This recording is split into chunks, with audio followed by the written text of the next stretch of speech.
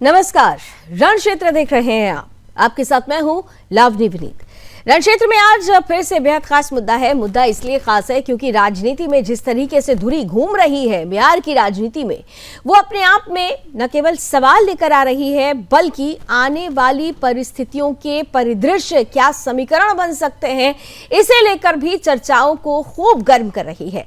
और यही वजह है कि इस वक्त बिहार में जो चल रहा है वो सिर्फ एक सवाल लिए हुए है कि राज्यसभा अगर चले नीतीश कुमार तो फिर बिहार की कमान होगी किसके हाथ में, क्योंकि इसे लेकर कि अगला सीएम कौन होगा, सस्पेंस अभी भी बरकरार है।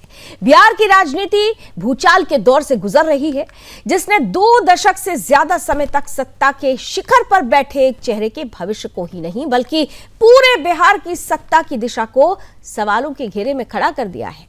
बिहार के मुख्यमंत्री नीतीश कुमार वो नेता जिन्हें कभी सुशासन बाबू कहा गया और कभी विरोधियों की तरफ से पलटू राम कहकर निशाना भी बनाया गया, राजनीतिक निशाना बनाया गया।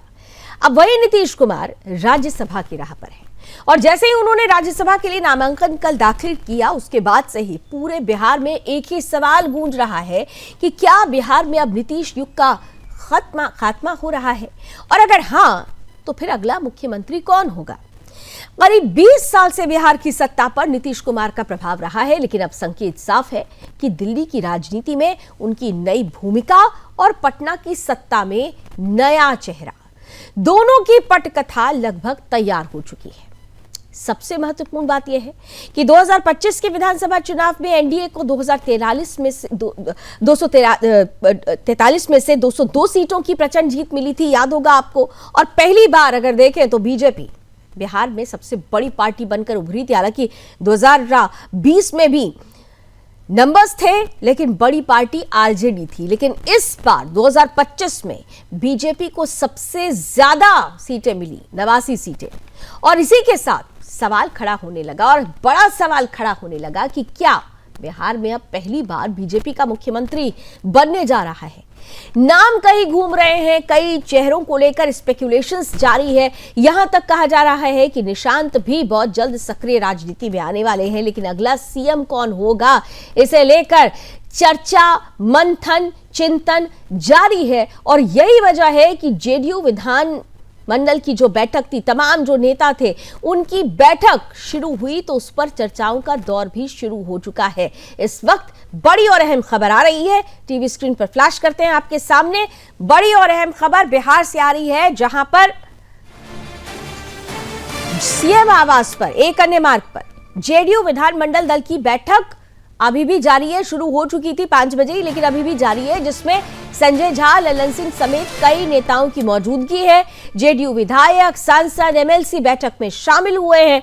बिहार की सियासत पर बड़े निर्णय, बड़े फैसले संभव हो सकते हैं। ये चर्चा हो रही है कि आखिर आगे अगर चलिए नीरज कुमार क्या कह रहे हैं जेडीयू नेता इस वक्त, आइए सीधे सुनते हैं उनको। राजनीति का एक महत्वपूर्ण पैगाम यह है कि निशांत कुमार ने यह तय किया है कि हम पूरे बिहार का दौरा भी करेंगे। तो ये स्वाभाविक रूप से निशांत कुमार ने अपनी सहमति दे दी। माननीय नीतीश कुमार जी के ने यह आश्वस्त किया है कि मैं हूं, चिंता की कोई बात नहीं है। वो उन्होंने कहा है कि बिहार में जैसे मैं राज्य के मुख्यमंत्री के रूप में काम देखता रहा हूं, वैसे ही पार्टी का और जो भी आपकी परेशानी होगा, विकास संबंधी जो कार्य होंगे, इन तमाम चीज़ों से हम आपसे सीधे संवाद में रहेंगे। विधायकों को आश्वस्त किया कि जैसे सुख दुख में हम कार्यकर्ताओं के साथ खड़े रहे हैं, वह हमारी पूंजी है, उस पूंजी के साथ हम खड़े रहेंगे। निशांत कुमार जी कल जनता दल यू की सदस्यता लेंगे। विधायकों ने करतल ध्वनि के साथ दोनों हाथ उठा करके स्वागत किया है। अब यह सवाल कि उन्होंने भाई निशांत कुमार पूरा प्रदेश घूमेंगे, और यह भी हुआ है कि निशांत कुमार सक्रिय राजनीति में जब आ जाएंगे, पूरी बात इसके लिए पार्टी का नेतृत्व सक्षम है, लेकिन मास्टर स्ट्रोक है निशांत कुमार का राजनीति में सक्रिय होना, उससे कितने लोग अशांत हो जाएंगे, आगे आगे देखिए। अरे ये विधान, अरे भाई माननीय मुख्यमंत्री जी के प्रति आस्था है सबको, तो जो भी वो फैसला लेंगे सांगठनिक का फैसला है ना। लेकिन निशांत कुमार का माननीय केंद्रीय मंत्री ललन सिंह जी ने, माननीय संजय झा जी ने इसको स्पष्टता के साथ कहा, करतल ध्वनि से मंत्री और विधायकों ने, संसद सदस्यों ने इसका समर्थन किया। ये महत्वपूर्ण आज का जो बैठक का परिणाम है। बैठक में निशांत मौजूद थे? नहीं, निशांत मौजूद नहीं थे, लेकिन निशांत की आवाज जरूर मौजूद थी। एक डिप्टी सीएम रहेगा? नहीं, ये अरे सांगठनिक सरकार के गठन के संबंध में कोई बातचीत नहीं। कल कितने बजे लेंगे वो? अब इसकी जानकारी मीडिया को दे दी जाएगी। इधर आइए तो। अरे नीचे वो तौर पर ये कह रहे हैं कि निशांत की एंट्री तो तय हो चुकी है। और आज क्योंकि जब नीतीश कुमार पहुंचे हुए थे तो बहुत सारे विधायक वहां पर जो मौजूद थे, जो नेता मौजूद थे, कई बहुत ज्यादा भावुक हो गए, कईयों की आंखों में पानी आ गया। कुछ ये कहने लगे, कुछ भूख हड़ताल पर बैठ गए कि छोड़कर मत जाइए। लेकिन उन्होंने कहा कि भले ही वो दिल्ली का रुख कर रहे हो, लेकिन बिहार को ना कभी भूले थे ना कभी भूलेंगे। सहयोग समर्थन हमेशा जारी रहेगा, बिहार को लेकर काम भी जारी रखेंगे। लेकिन इन सब के बीच में जो नीरज कुमार ने अभी महत्वपूर्ण बात कही कि निशांत का सक्रिय राजनीति में आना तय हो चुका है। लोग ये उम्मीद कर रहे थे कि आज जो बैठक हो रही थी, अभी तुरंत खत्म हुई है, नीरज कुमार ने उसके बाद ही ये प्रतिक्रिया दी है कि निशांत क्यों नहीं इस बैठक में थे। तो साफ तौर पर कहा गया था क्योंकि उन्होंने जेडीयू की सदस्यता नहीं ली थी और ये जेडीयू के जो तमाम नेता हैं, उसके विधायक, सांसद, पार्षद, उनकी ये बैठक थी। तो ऐसे में निशांत ने इस बैठक से दूरी बनाई। लेकिन नीरज कुमार ने अब ये स्पष्ट कर दिया है कि कल का दिन निशांत के जीवन के लिए नई सुबह लेकर आएगा। उनके राजनीतिक सफर की शुरुआत हो जाएगी जब कल वो जेडीयू की सदस्यता ग्रहण कर लेंगे और इसके साथ ही साथ वो प्रदेश का भ्रमण करेंगे। सवाल पूछा गया कि क्या डिप्टी सीएम बनने वाले हैं, तो कह रहे हैं कि अभी सरकार को लेकर कोई चर्चा नहीं हुई है, क्या होगा फॉर्मूला इस पर चर्चा नहीं हुई है। लेकिन सवाल जरूर उठ खड़े हुए हैं कि नीतीश के बाद आखिर कौन होगा सीएम की कुर्सी का दावेदार। चर्चा शुरू करें उससे पहले, इस बैठक से पहले भी कई प्रतिक्रियाएं आई हुई हैं, उन प्रतिक्रियाओं को आपके सामने रखते हैं और फिर शुरू करते हैं आज के रणक्षेत्र की बड़ी बहस।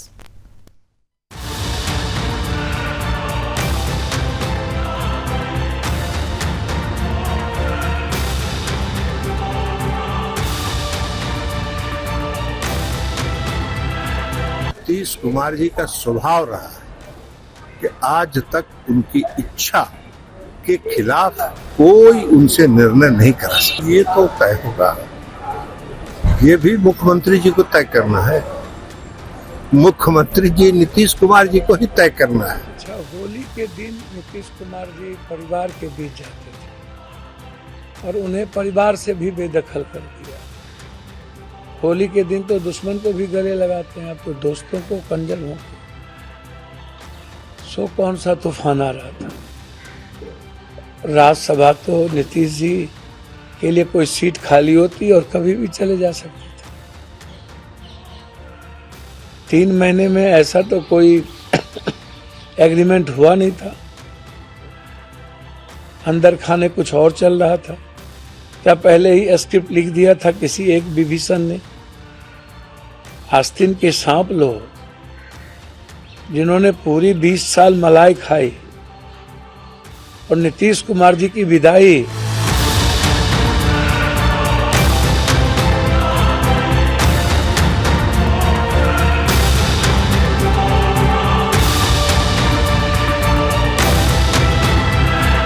पहले वो कुछ और कहते थे, अभी कुछ और कह रहे हैं।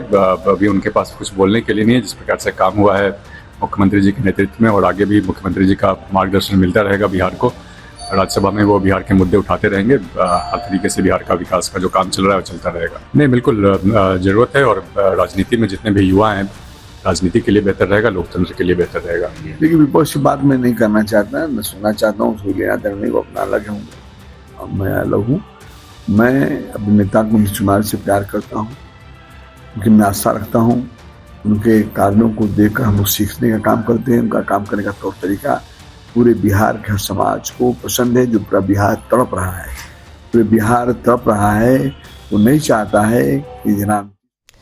तो नीतीश कुमार से जो संबंध रखते हैं, जो नीतीश कुमार से जुड़े हुए रहे हैं, वो बहुत भावुक हैं। वो बार बार ये कह रहे हैं कि नीतीश का जाना दुख की घड़ी तो है, लेकिन फिर भी जैसा कि अभी नीतीश कुमार भी ये कह के गए कि अब नया युग है, नई तरीके से युवाओं की एंट्री, और इस युवा में निशांत की एंट्री, ये एंट्री क्या कुछ कहेगी, सीएम की कुर्सी का दावेदार कौन होगा। आइए तमाम सवाल और इन सवालों के जवाब लेने के लिए आज का पैनलिस्ट भी हमारे साथ जुड़ चुके हैं। स्वागत करते हैं। हमारे साथ भारतीय जनता पार्टी का पक्ष रखने के लिए राजेश पोद्दार साहब जुड़ रहे हैं, साथ ही साथ आरजेडी का पक्ष रखेंगे शाहान परवेज साहब।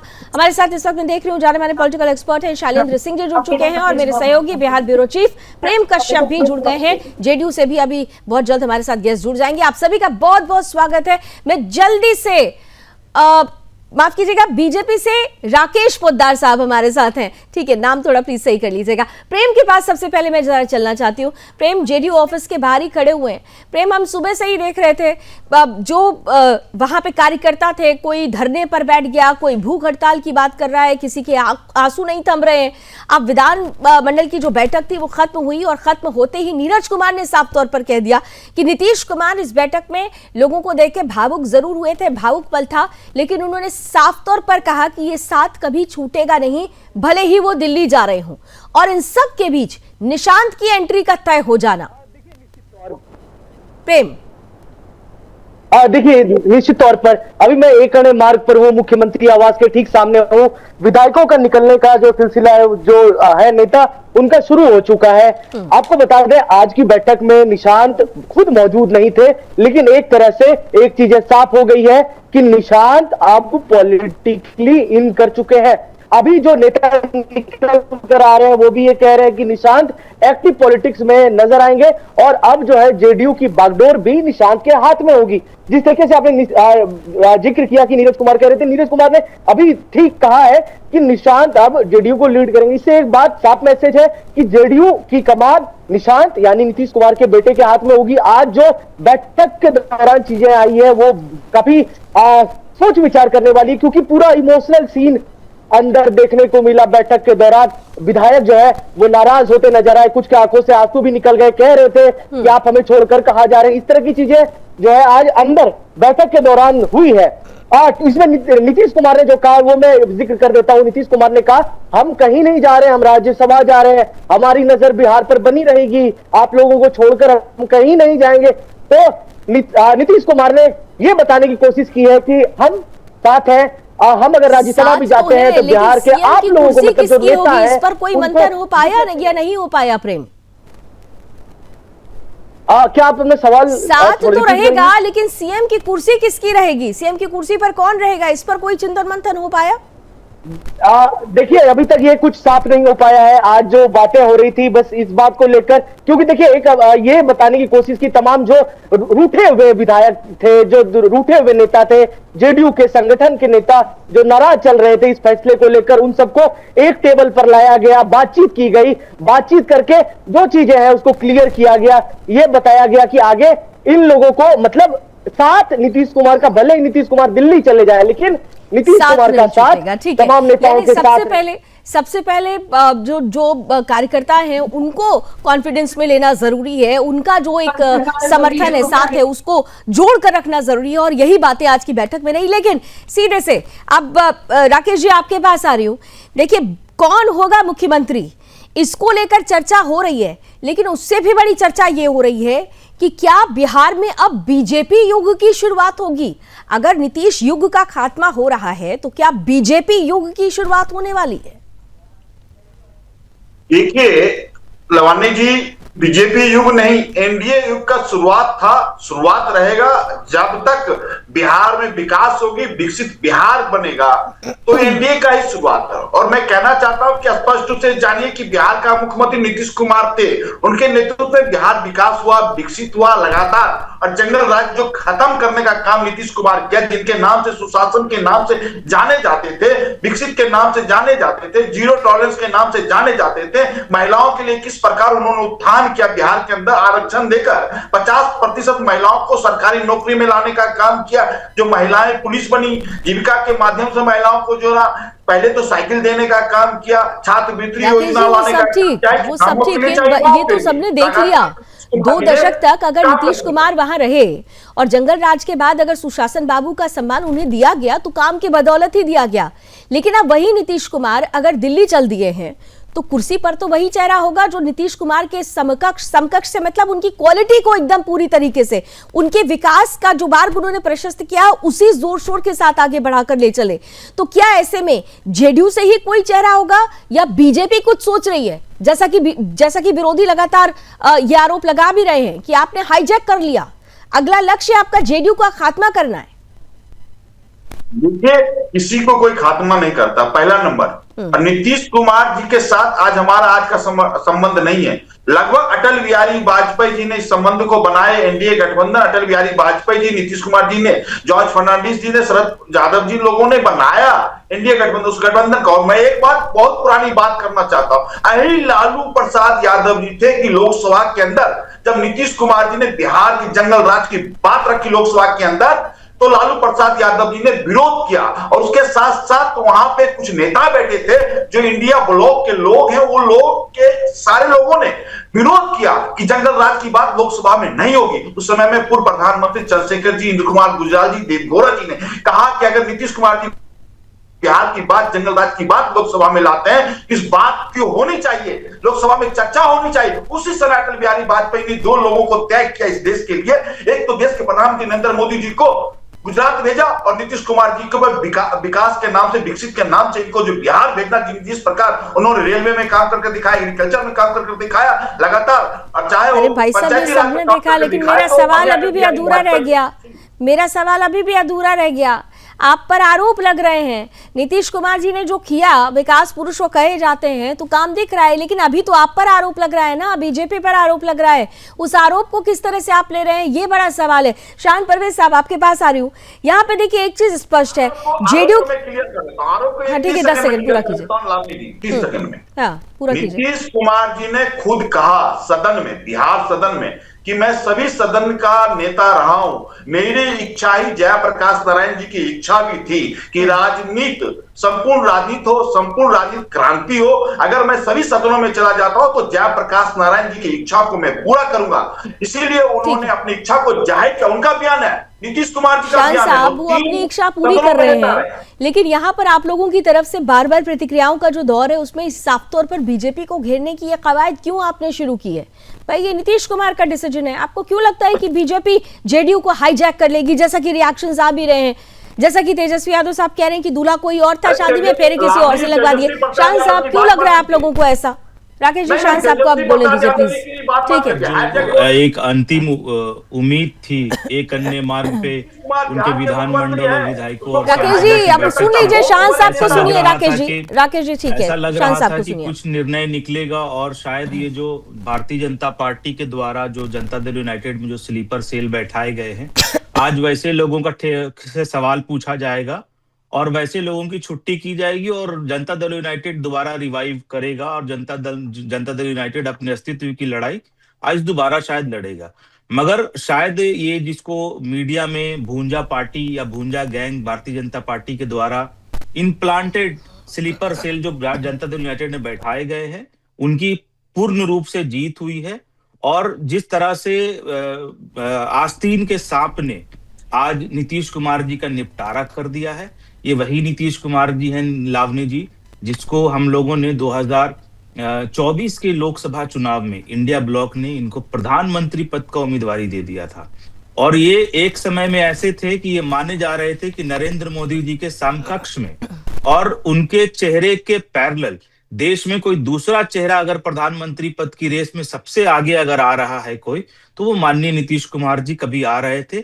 और पूरा बिहार उस समय गौरव के साथ जी रहा था और राष्ट्रीय जनता दल ने लेकिन अगर नीतीश कुमार जी को आप पर इतना भरोसा होता तो फिर तो आपको ऑफर स्वीकार कर लिया होता ना। उन्होंने ऑफर तो स्वीकार नहीं किया था। नहीं, हम लोगों ने सुनिए, देखिए आपको नहीं, इसीलिए कंफ्यूजन नहीं पैदा कीजिए। क्या कंफ्यूजन? हमारे नेता माननीय लालू यादव जी ने राष्ट्रीय अध्यक्ष, जेडीयू के राष्ट्रीय अध्यक्ष, तत्कालीन राष्ट्रीय अध्यक्ष जी को नीतीश कुमार जी को इंडिया ब्लॉक का नेता और प्रधानमंत्री पद का उम्मीदवार घोषित करने में महत्वपूर्ण भूमिका निभाई और कुछ बार्गेन रह गई थी कांग्रेस के साथ में, वो कांग्रेस का मामला था।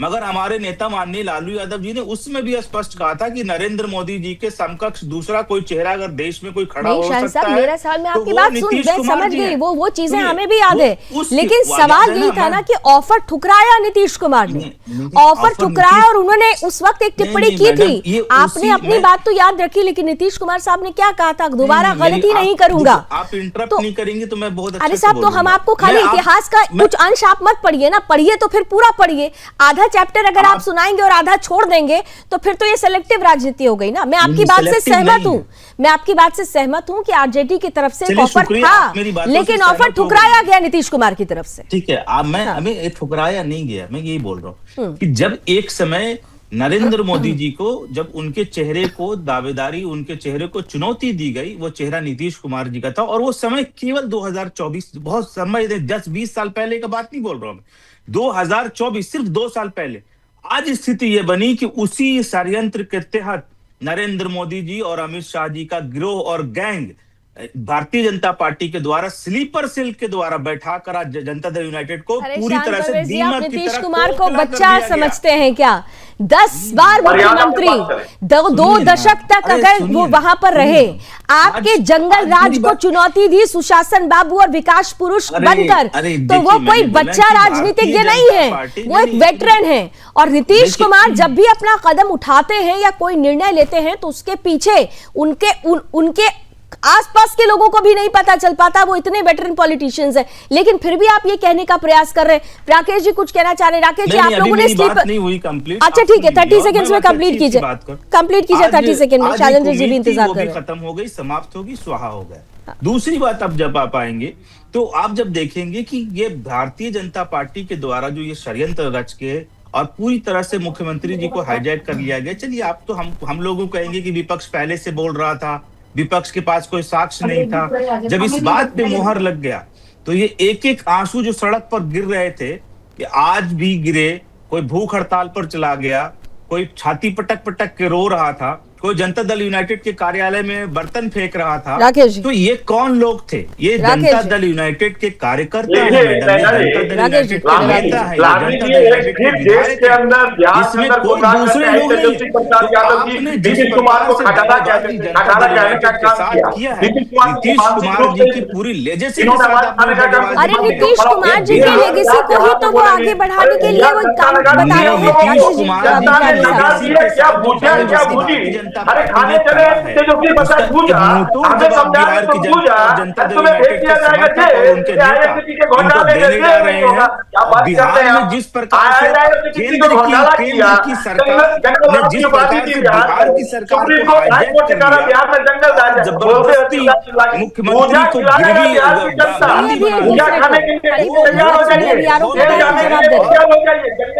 जो आपने किया, आईआरसीटी का घोटाला किया, भूजा खिलाएगा जनता, लगातार खिला रही है, चिंता मत कीजिए। भूजा पार्टी में विश्व की सबसे बड़ी पार्टी है, विश्व की सबसे बड़ी पार्टी है।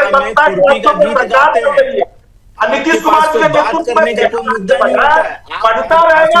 आज भी नीतीश कुमार जी ने जैसे जैसे लोगों को मैं याद दिलाने लगूंगा, राज्यसभा जाऊंगा, आपके पेट में दर्द क्यों होता है? इस मुद्दे पे बात करेंगे। ये बताइए, आपकी पार्टी की क्या भूमिका है, आपकी पार्टी का क्या योगदान है, आपकी पार्टी का यही चरित्र है कि आपने जितने सहयोगी दलों का साथ दिया, उसके साथ दगाबाजी की, उसके जनाधार को हथियार लिया, उसके नेताओं को बलि चढ़ा दिया।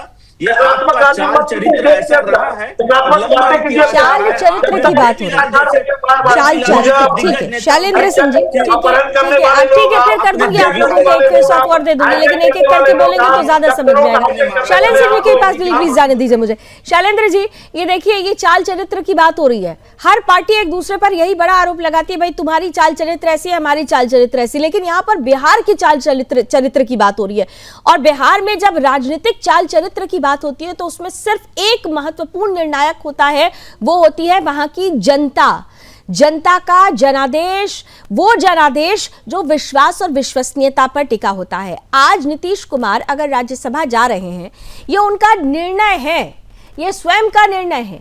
जेडीयू के बाद जेडीयू से चेहरा होगा, बीजेपी से चेहरा होगा, इस पर मंथन बाकी है। लेकिन ये कहना कि सिर्फ बीजेपी ही पार्टियों को तोड़ती है, बीजेपी अपने सहयोगियों को हाईजैक कर लेती है, क्या ये कहना सही होगा? ये आरोप सही होगा? लावनी, अगर बात करें नीतीश कुमार जी की तो 47 साल के राजनीति में चाल चरित्र चेहरा का अगर कोई मिसाल है तो नीतीश कुमार जी हैं। नीतीश कुमार जी के जो विरोधी हैं वो भी नीतीश जी को चाल चरित्र चेहरा के मामले में समझते हैं कि वो कितने बड़े ईमानदार हैं। और आज चाल चरित्र चेहरे की बात वो लोग कर रहे हैं जो घोटालों के सरताज हैं। और मैं नीतीश कुमार जी के बारे में एक बात और कहना चाहूंगा कि जयप्रकाश नारायण जी और लोहिया जी के सच्चे समाजवाद को उन्होंने आगे बढ़ाया। और नीतीश कुमार जी ने कभी भी धर्म की राजनीति और जाति की राजनीति नहीं करी, लेकिन जिस तथाकथित अल्पसंख्यक समाज पर उन्होंने भरोसा करके और उनके विकास के काम को आगे बढ़ाया, उन लोगों ने भी उनको चुनाव में वोट नहीं दिया।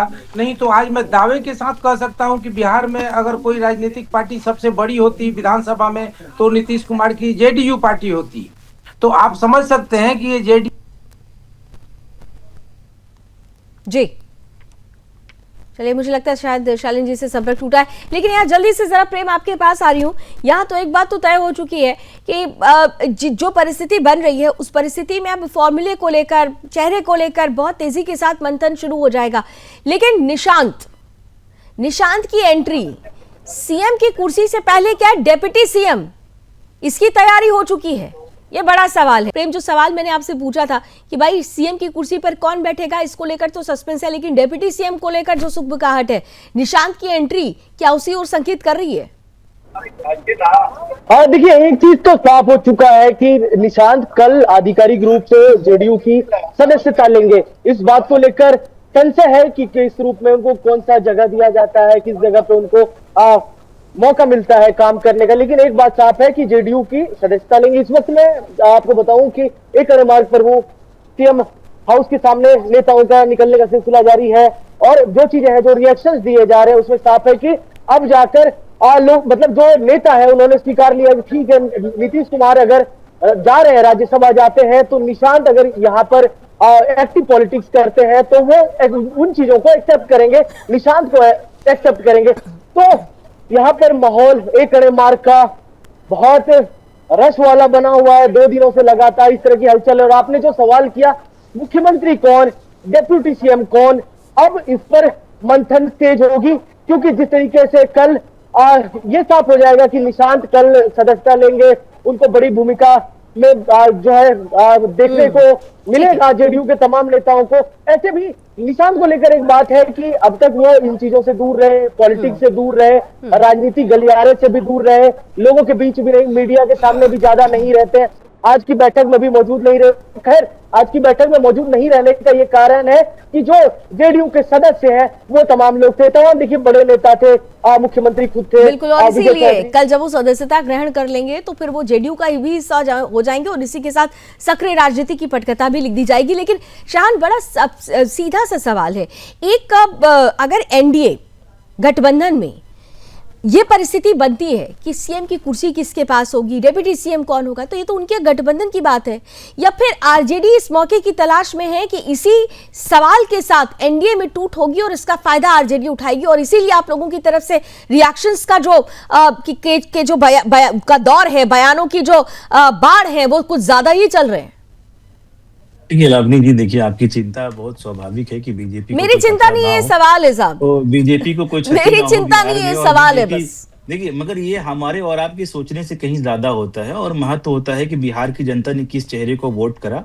और आज ये जो सगुफेबाजी की जा रही है और जो ढिढोरा पीटा जा रहा है कि नहीं बहुत बढ़िया पहल है, बहुत सकारात्मक पहल है, निशांत जी की राजनीति शुरू हो रही है, होने दीजिए, स्वागत होना चाहिए। मैं भी स्वागत करता हूँ, हमारी पार्टी भी स्वागत करती है।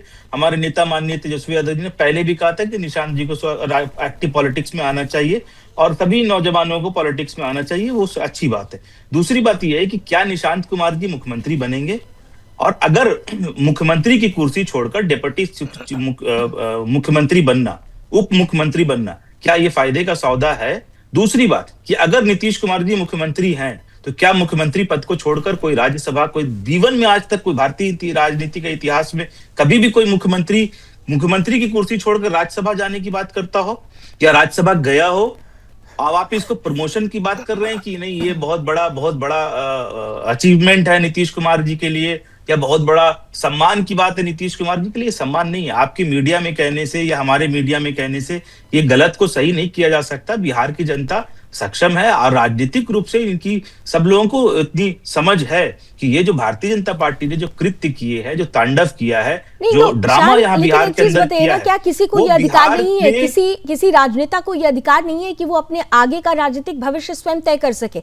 अगर वो स्वयं तय करता है तो क्या उसके ऊपर और उसकी सहयोगियों के ऊपर आप आरोप लगाना शुरू कर देंगे? देखिए, नहीं, मैं कोई आरोप नहीं लगा रहा हूँ, बहुत पोलाइटली आज आपको बता रहा हूँ कि मैं आपका शुभचिंतक हूँ तो आप जिस कुर्सी पर बैठी हैं, मैं ये कामना करूंगा कि आप इससे बड़ी कुर्सी पर जाएं, आप इसके ऊंचे ओहदे पर चले जाएं। मगर जिस दिन आपको अगर ये बताया जाएगा कि आपका डिमोशन होने के बाद आपको बताया जाएगा कि नहीं, आपके साथ बहुत अच्छा हुआ और ये बहुत बढ़िया पहल है, तो मेरे जैसे आपके जैसे शुभचिंतक जो होंगे वो इस बात का क्रिटिसाइज करेंगे, भले जो चमचे होंगे वो ताली बजाते रहेंगे। पार करके केंद्र की सियासत में जाना, आज सवाल ये सीमाएं पार करना अपमान कैसे हो जाएगा, ये डिग्रेड होना कैसे हो जाएगा? राकेश पोद्दार जी ये आरोप लगा रहे हैं। मैडम मैं 10 सेकंड अच्छा ठीक है, बोल लीजिए, पूरा कर लीजिए, 20 सेकंड पूरा कर लीजिए। एक बात बता रहा हूँ आपको, 1 सेकंड रुक जाइए राकेश जी, 20 सेकंड पूरा कर लीजिए। ये देश देख रहा है कि जहां एक तरफ इंडिया ब्लॉक नीतीश कुमार जी को प्रधानमंत्री बनाना चाहता था, दूसरी तरफ भारतीय जनता पार्टी के जो मोहरे हैं, जो चाल है, वो चाल ने भारतीय जनता पार्टी ने नीतीश कुमार जी को मुख्यमंत्री से राज्यसभा भेजने का काम किया और उनके बेटे को मुख्यमंत्री ना बनाकर डिप्टी मुख्यमंत्री बनाना, उप मुख्यमंत्री बनाना, ये कहीं से कोई फायदे की सौदा नहीं है। आप इसको मीडिया में जो कह लीजिए, 2-4 पॉलिटिकल एक्सपर्ट को बैठाकर, 2-4 प्रवक्ताओं को बैठाकर या बड़े बड़े हेडलाइंस में आप रंगीन करके इसको जितनी बड़ी अचीवमेंट दिखा दे, ये कोई बड़ी अचीवमेंट नहीं है। ये बिहार के लोग समझते हैं, जानते हैं। और अगर भारतीय जनता पार्टी को लगता है राकेश जी जवाब मैं अभी कह रहा हूँ भारतीय जनता पार्टी को, ठीक है राकेश जी, सब जवाब ले लेते हैं, बीजेपी का जवाब ले लेते हैं। शान साहब जवाब दीजिए राकेश जी। अभी आपके ब्यूरो चीफ बिहार ने दिखाने का काम किया, प्रेम कश्यप ने स्पष्ट रूप से कहा कि बिहार में नीतीश कुमार जी ने सभी विधायकों की बैठक ली। विधायक के बैठक में स्पष्ट रूप से नीतीश कुमार जी ने कहा मैं राज्यसभा जा रहा हूं। इनको पेट में क्यों दर्द हो रहा भैया? नीतीश कुमार की मानसिकता पे आप सवाल उठाते थे, राबड़ी देवी जी आप सवाल उठाती थी, और आज आप कह रहे हैं, तो यहां तक लालू प्रसाद यादव या तेजस्वी प्रसाद यादव कहते हैं कि नीतीश कुमार खटा रहा थे। आपको पेट में दर्द क्यों हो रहा है? और बाकी रही राज्यसभा की बात, नीतीश कुमार राज्यसभा बिहार से जा रहे हैं, तमिलनाडु तेलंगाना तमिलनाडु से नहीं जा रहे हैं, केरल से नहीं जा रहे हैं, बिहार से जा रहे हैं। बिहार से काम करेंगे। और जान लीजिए स्पष्ट रूप से, नीतीश कुमार जी जयप्रकाश नारायण जी के सच्चे भक्त थे, जो इंडिया कांग्रेस के साथ विरोध। अरे भाई एक बात बताइए कि मैंने क्या कहा, आप समझ लीजिए बात को। मैंने ये कहा कि नीतीश कुमार जी के जो आज उनका बंटाधार किया गया है, उस बंटाधार का जवाब भारतीय जनता पार्टी को देना है। हम लोग तो कहते थे कि मुख्यमंत्री का स्वास्थ्य ठीक नहीं है, मोहर तो आप लगाए उनसे कुर्सी छीनकर, और हम लोगों की बात पे मोहर भारतीय जनता पार्टी ने लगाया है कि मुख्यमंत्री कहीं ना कहीं अभी अस्वस्थ है, और आपने कुर्सी क्यों छीनी मुख्यमंत्री से? अगर वो स्वस्थ है तो बैठने दीजिए उनको। अरे आपके पेट में दर्द क्यों हो रहा है? राज्यसभा जाए, लोकसभा जाए, एनडीए गठबंधन को 13 वोट जनता ने वोट दिया, तो चिंता प्रधानमंत्री बनाने की बात कही थी और आपने उनसे मुख्यमंत्री का कुर्सी छीन लिया। तो बिहार की जनता ये देख रही है कि किस प्रकार से दिल्ली से बिहार को कंट्रोल किया जा रहा है और रिमोट से बिहार को चलाया जाएगा। ये बिहार कभी भी स्वीकार नहीं करेगा पोद्दार जी। बिहार रिमोट से नहीं चलेगा, बिहार रिमोट से नहीं चलेगा, नहीं चलेगा बिहार रिमोट से। रिमोट से नहीं चला सकता, ना बीजेपी, ना जेडीयू, ना आरजेडी, ना कांग्रेस। बिहार की जनता रिमोट से नहीं चलती है। आप जो बात कह रहे हैं आपको भी सोचना होगा, कोई पॉलिटिकल पार्टी के हाथ में रिमोट लेके बिहार बिहार की जनता को नहीं चला सकती है। जनता का अपना निर्णय होता है और जनता का कुछ निर्णय है। अब स्वीकार्यता पर ये निश्चित रूप से चर्चा, मैं इस बात को, आपकी बात को ही आगे लेके जा रही हूं कि वाकई अब स्वीकार्यता पर सवाल उठेगा कि अगर नीतीश नहीं रहेंगे तो नीतीश के बाद जो कोई भी होगा उसके साथ क्या बिहार की जनता वो स्वीकार्यता, वो स्वीकार करने की जो क्षमता है वो दिखा पाएगी या नहीं दिखा पाएगी। ये बहुत टफ चैलेंज होने वाला है शैलेंद्र जी, क्योंकि अगर शैलेंद्र जी मैं आपके पास ही आ रही हूं, क्योंकि अगर बीते 35 सालों से देखें, 1990 से अगर उठाकर देख ले, आ रही हूं राकेश जी, प्लीज शैलेंद्र जी के पास जाने दीजिए, आ रही हूं। आप लोगों का आरोप प्रत्यारोप चलता रहेगा, थोड़ा सा विश्लेषण भी जो जनता सुनना चाहती है जरा 2 मिनट उनको देने दीजिए। 1990 के बाद से अगर देखें, मतलब अगर टोटलिटी में 35 साल अगर देख ले तो केवल 2 युग, एक लालू युग, एक नीतीश युग, और दोनों की तरफ से अभी देखिए शान साहब भी बैठकर जेपीजी का लगातार वर्णन कर रहे हैं, बता रहे हैं कि उन्हीं की आइडियोलॉजी को आगे लेकर आगे बढ़ा गया। लेकिन अब सवाल बड़ा खड़ा होगा कि ये जो कुर्सी खाली हो रही है वो उस आइडियोलॉजी पर यानी सामाजिक समता पर आधारित होगी या फिर जातिगत वर्चस्व पर, क्योंकि सामाजिक गतिशीलता तो 1990 के बाद से रुक चुकी है। तो अब क्या होगा, ये सबसे बड़ा सवाल है। शैलेंद्र जी। लावनी जी, जो आपने बोला कि क्या इम्पैक्ट होगा और क्या चीजें होंगी और नीतीश कुमार जी का क्या प्रभाव रहेगा, तो आप ये समझ लें कि जो भी मुख्यमंत्री बनेगा वो नीतीश कुमार जी के आशीर्वाद से ही बनने वाला है, इसलिए बहुत कुछ बदलने वाला नहीं है। दूसरी बात यह है कि आपने एक शब्द सुना, एक प्रवक्ता बोल रहे थे फायदे का सौदा। नीतीश कुमार जी की राजनीति और लालू प्रसाद जी की राजनीति का बड़ा फर्क रहा कि कभी भी जो लालू प्रसाद जी का गठबंधन था वो फायदे का सौदा, बिहार को एक बाजार समझा और अपना फायदे का सौदा वहां करते रहा। लेकिन एनडीए जो है आप देखेंगे कि कभी फायदे का सौदा पे नहीं चला। कैसे 6 बार अगर ज्यादा विधायक थे बीजेपी के, फिर भी उन्होंने नीतीश कुमार को मौका दिया। और नहीं, मत बोलिए, मैं आपके बीच में नहीं बोल रहा था। शाहान जी, आप सुनिए, मैं आपको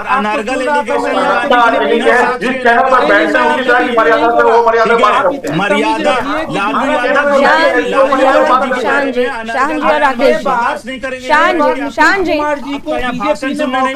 आपने भी तो अभी आप ही लोग तो पॉलिटिकल फायदे की बात कर रहे थे ना, तो उन्होंने बात बता दी, आगे बढ़ा दी, तो ये तो सच बताया उन्होंने। पॉलिटिकल फायदा किसने उठाया, ये भी तो सच था ना। फायदे का सौदा करने वाले लोगों को एनडीए में जो नीतीश कुमार का सिद्धांत है वो समझ में नहीं आ रहा। मंडल कमीशन की बात कर रहे हैं आप, लोहिया की बात कर रहे हैं। नीतीश कुमार जी के जो फायदे का सौदा समझने वाले लोगों को नीतीश कुमार की बात समझ में नहीं आएगी। नीतीश कुमार जी एक और नेता हैं जो उनके मन में एक इच्छा थी कि मैं राज्यसभा का भी मेंबर बनूं। और आज शाहान जी, आप बीच में बोल करके अपने तहजीब का परिचय न दें, आप तहजीब का परिचय न दें।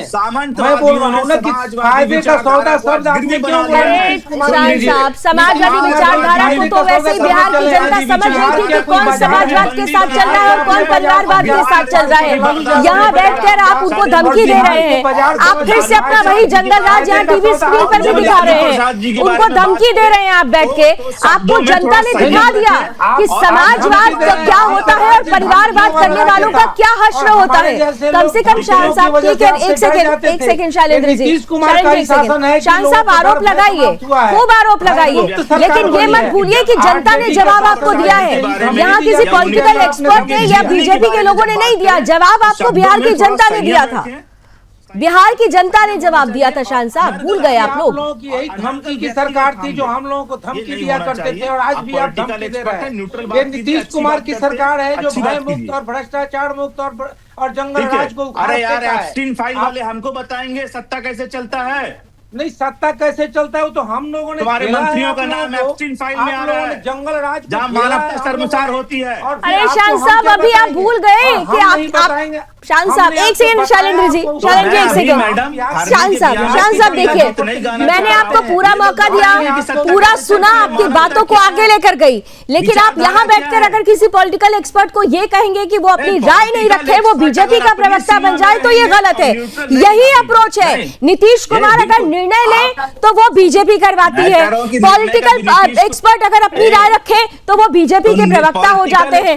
मैं सवाल पूछो तो मैं बीजेपी का पक्ष रखने लगती हूँ, हैं और यहाँ पर आप एप्स्टीन की बात कर रहे हैं और आपके खुद के मुखिया किस तरीके से जेल और सजा याफ्ता है ये आप भूल जाते हैं। सजा याफ्ता कौन है, सजा याफ्ता कौन है ये मुझे बताने की जरूरत नहीं है, ये देश जानता है, दुनिया जानती है। और बड़ा सीधा सा सवाल था, समाजवाद की बात करने वालों को सबसे पहले अपने आईने पर लगी हुई धूल को साफ करना चाहिए, क्योंकि ये वही लोग हैं जो मुंह में समाजवाद रखते हैं लेकिन नियत में परिवारवाद रखते हैं।